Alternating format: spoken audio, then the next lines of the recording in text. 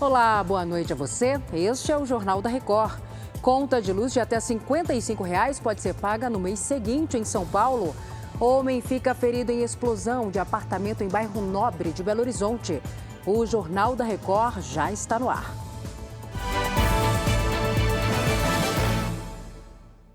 Oferecimento App Bradesco. Organize sua vida financeira com um único botão.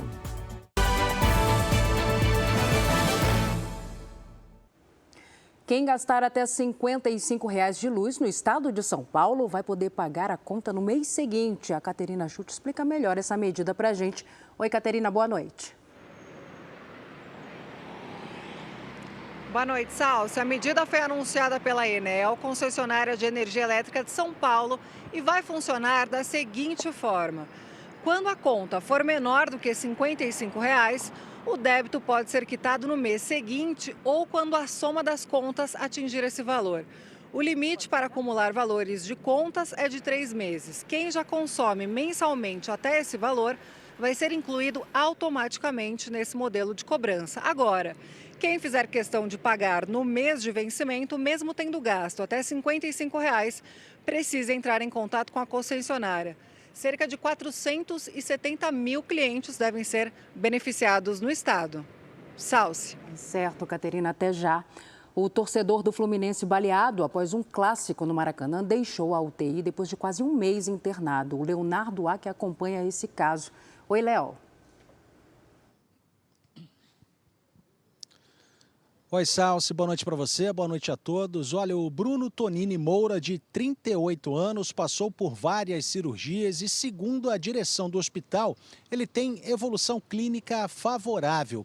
Ele deve, inclusive, ter alta até o fim desta semana. O torcedor foi atingido por 4 tiros durante uma discussão num bar próximo ao estádio, depois da primeira partida da final do Campeonato Carioca. Quem atirou foi o policial penal Marcelo de Lima, que acabou preso em flagrante. O Bruno estava acompanhado do amigo e cinegrafista Tiago Mota, que também foi atingido e morreu no local. Agora, nesta quarta, o Bruno seria ouvido pela Promotoria de Justiça, mas ele preferiu falar somente depois de receber alta e o depoimento foi adiado.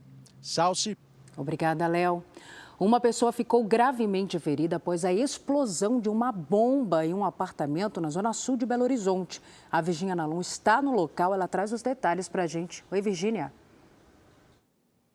Ei, Celso, boa noite para você. De acordo com a polícia, o morador do prédio manuseava a bomba quando ela explodiu. Ele ficou gravemente ferido e foi levado para o hospital. Ainda segundo a PM, o morador estava com um irmão e o pai no imóvel no primeiro andar do edifício. Os dois não ficaram feridos. Muitos moradores se assustaram com o barulho e deixaram o prédio até a chegada da polícia militar. Bombeiros e o BOPE foram acionados. O quarteirão onde o prédio fica continua isolado. Agora a polícia vai apurar o que o morador fazia com essa bomba dentro de casa. Salsi. Que história, hein? Obrigada, Virgínia. Em Santos, a Polícia Federal e a Receita Federal apreenderam quase 200 quilos de cocaína. A droga seria enviada para o exterior. Os 199 quilos da droga estavam escondidos em uma carga de impermeabilizante para concreto. O container com o material estava no Porto de Santos e seria enviado para a Líbia, na África, com a baldeação na Espanha. Os tabletes foram localizados com a ajuda de um cão farejador da alfândega e com um aparelho de scanner. No momento da apreensão, foi feito um teste químico que comprovou se tratar de cocaína. A Polícia Federal abriu inquérito para investigar o envio dos entorpecentes. Ninguém foi preso. O presidente da Câmara, deputado Arthur Lira, leu nesta quarta-feira os pedidos de CPI e abriu 3 comissões parlamentares de inquérito. Entre elas, aqui investigações do MST. O Matheus Escavazini tem os detalhes direto de Brasília para a gente. Oi, Matheus, boa noite. Boa noite, Salsi. As 3 CPIs conseguiram as 171 assinaturas necessárias. Uma delas vai investigar as atuações do movimento dos trabalhadores rurais sem terra, já que houve uma retomada das invasões neste ano. Só neste mês foram invadidas pelo menos 11 propriedades. Outra comissão deverá investigar a suposta manipulação de resultados em partidas de futebol para beneficiar apostadores. A última CPI envolve a crise contábil nas lojas americanas. A partir de agora, os líderes devem indicar nomes para as comissões e, depois de instaladas, serão nomeados o presidente e relator de cada uma delas. Salce. Obrigada pelas informações, Matheus. O presidente do Republicanos e primeiro vice-presidente da Câmara, deputado Marcos Pereira, afirmou que o projeto de lei de combate às fake news não viola os direitos à liberdade de expressão e à liberdade religiosa. Ele garantiu que as manifestações religiosas não serão proibidas nas redes sociais, caso a proposta seja aprovada. Nosso manifesto político do Republicanos defende a liberdade de expressão, respeitando os limites do bom senso e do direito. Não somos afeitos a radicalismos. Prudência sempre.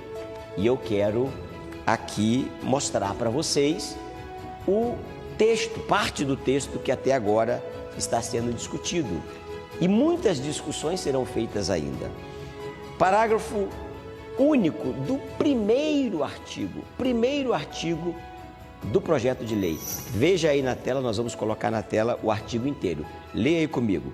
As vedações e condicionantes previstas nesta lei não implicarão restrição ao livre desenvolvimento da personalidade individual, à livre expressão e à manifestação artística e intelectual de conteúdo satírico, religioso, político, ficcional, literário ou qualquer outra das formas ou qualquer outra forma de manifestação cultural nos termos do artigo 5º e 220 da Constituição.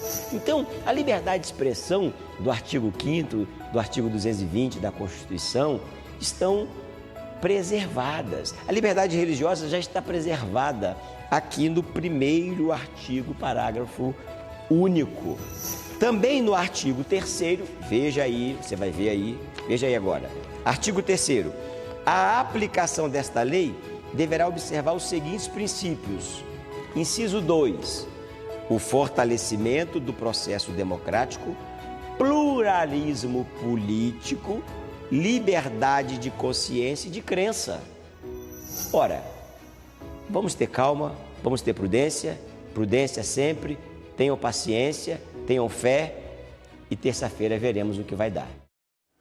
Já o ministro da Secretaria de Relações Institucionais da Presidência, Alexandre Padilha, disse que o governo vai aproveitar os próximos dias para reforçar com os parlamentares a importância da aprovação do PL das fake news. O relator deve apresentar amanhã o relatório. Eu acho que isso é um dado importante, porque a gente vai começar a discutir a partir de um relatório concreto. Um debate ontem nas redes sociais, né? Muita teoria da conspiração, muita fake news em relação ao projeto, né? Tentando mobilizar o voto dos parlamentares. O relator vai poder apresentar o relatório e vai ter os próximos dias para as bancadas se debruçar sobre o relatório, né? Esclarecer as dúvidas que os parlamentares têm, com a expectativa de que possa ser votado já no começo da próxima semana, tá? Como urgência, a expectativa é que próxima terça-feira a gente comece a votar esse projeto tão importante, né? É muito importante que aquilo que é proibido na vida real também seja proibido no mundo digital. E a Prefeitura de São Paulo liberou a xepa da vacina bivalente a partir dos 18 anos. A gente volta a conversar agora com a Caterina Schutt. Caterina, a partir de quando, hein? Boa noite, Salce. Já a partir desta quinta-feira, a vacina aplicada vai ser a bivalente da Pfizer. E olha, os interessados devem fazer inscrição na unidade básica de saúde mais próxima de casa, lembrando que a vacinação com este imunizante foi ampliada nesta quarta-feira para a população a partir dos 50 anos de idade. Até o momento já foram aplicadas mais de 1.100.000 doses do imunizante aqui na capital paulista. Eu volto com você, Salce. Obrigada, Caterina. Bom descanso para você. A Organização Mundial da Saúde anunciou que as mortes por Covid-19 caíram 95% desde o começo do ano. A OMS advertiu que, embora o número de óbitos pela doença esteja menor, o vírus ainda representa uma ameaça. 14.000 pessoas morreram em todo o mundo no último mês. O órgão ainda demonstrou preocupação com o surgimento de uma nova cepa, responsável pelo aumento de casos na Índia. A organização pode declarar o fim da pandemia no mês que vem. A Espanha enfrenta nesta semana uma onda de calor fora do comum para esta época do ano. Em algumas regiões, os termômetros chegaram a atingir 40 graus Celsius nesta quarta-feira. Segundo autoridades, as temperaturas vão ficar em média cerca de 15 a 20 graus acima do normal para a primavera. Há também risco de incêndios florestais por conta do clima seco. Além da Espanha, Portugal e Itália também sofrem com a onda de calor. O Superior Tribunal de Justiça decidiu que as empresas não podem continuar descontando do imposto de renda os incentivos fiscais dados pelos estados. Essa decisão permite uma arrecadação extra de 90 bilhões de reais para os cofres públicos. A decisão ainda não está valendo porque o ministro André Mendonça, do STF, determinou a suspensão do julgamento, alegando que o Supremo tem uma ação parecida pronta para análise. Mesmo assim, o ministro da Fazenda, Fernando Haddad, comemorou o entendimento do STJ. Realmente era um grande estrago nas contas públicas e o STJ reparou por unanimidade hoje. Obviamente que deve caber recurso, mas nós estamos hoje muito tranquilos de que essa decisão vai ser mantida porque ela é justa, ela é correta, ela cobra de quem não estava pagando, ela não aumenta a carga tributária, ela recompõe o orçamento federal, na linha do que eu venho falando desde janeiro, nosso trabalho de recomposição das receitas para equilibrar o orçamento, e isso vai dar mais garantia de que nós vamos ter crescimento com baixa inflação. Já a ministra do Planejamento, Simone Tebet, disse que o grande objetivo do arcabouço fiscal, que limita gastos do governo, é reequilibrar as contas públicas para trazer a confiança dos investidores e a queda dos juros no Brasil. Isso impacta na questão da previsibilidade, a segurança jurídica de que o Brasil é bom pagador, impacta lá nos juros a longo prazo e na taxa de juros de 13,75. E ele vem com o viés de garantir a médio prazo a estabilidade da dívida em relação ao PIB. Se nós tivermos o arcabouço até o final desse semestre aprovado, portanto 15 de julho, que é quando tem o início do recesso do Congresso Nacional, acredito que nós estaremos dando uma grande sinalização para o mercado, para os investidores. O arcabouço aprovado no primeiro semestre é um ponto decisivo para começarmos a falar de queda de juros ainda no início do segundo semestre. Nesta quarta-feira foram divulgadas novas imagens do principal opositor do presidente da Rússia, Vladimir Putin. Foram as primeiras desde os rumores de que Alexei Navalny estaria sendo envenenado. Visivelmente mais magro, o líder da oposição participou de uma audiência no Tribunal de Moscou. Ele cumpre pena na Rússia por fraude e injúria e agora será julgado também por terrorismo. Se for condenado, Navalny pode pegar 30 anos de prisão. A Ucrânia homenageou nesta quarta-feira as vítimas do pior acidente nuclear da história.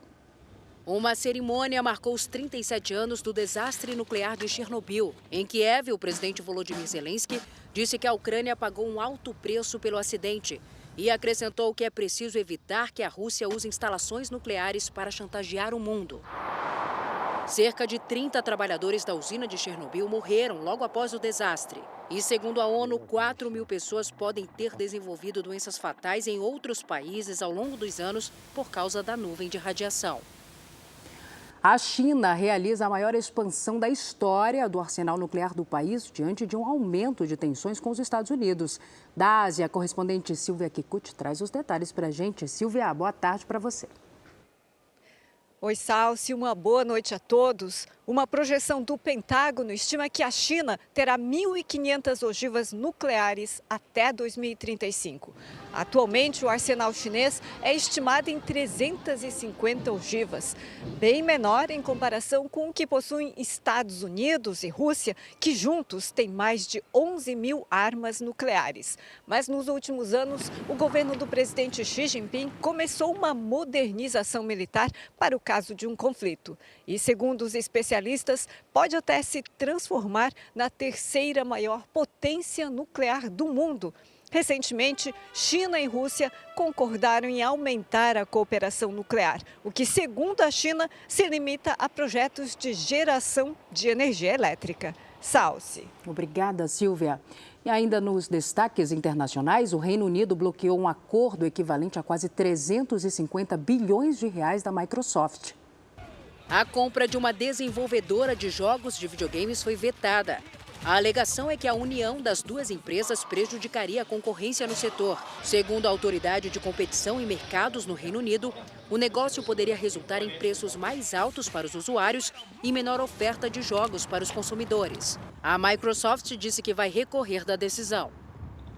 A Disney entrou na justiça contra o governador da Flórida, Ron DeSantis. A empresa acusa o Estado americano de perseguição política. A Disney pediu que a justiça reverta uma decisão do governador de controlar o distrito onde ficam os parques temáticos na Flórida. No ano passado, DeSantis retomou o controle da região após a gigante do entretenimento fazer uma série de críticas ao governo. A empresa administra a área de 100 quilômetros quadrados desde os anos 60.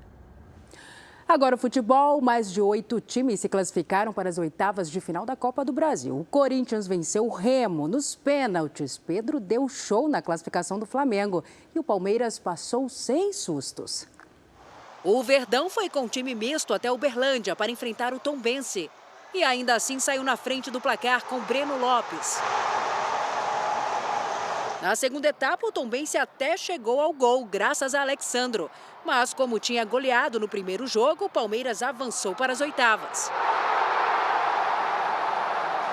Atual campeão, o Flamengo encarou o Maringá. Precisando da vitória e empurrado pela torcida que lotou o Maracanã, o rubro-negro foi para cima e conseguiu um resultado histórico, 8-2. O centroavante Pedro comandou a goleada, marcando 4 vezes. 8-4 no placar agregado e Flamengo na próxima fase.